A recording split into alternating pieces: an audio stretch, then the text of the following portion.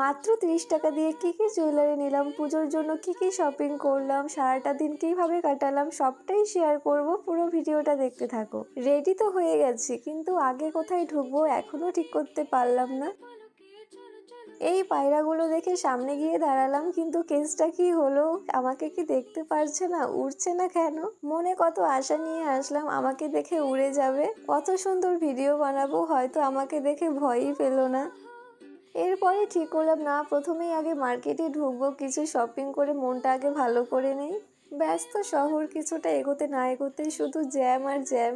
রাস্তায় বেরোলে এটাই ভাবি, এত লোক কি করে, সব সময়ের জন্য একইভাবে ভিড় থাকে এখানে, সবাই সবার কাজ নিয়ে কত ব্যস্ত। যাই হোক, প্রথমে ঢুকেই শু দেখছিলাম, এখান থেকে কিছু কেনাকাটা করে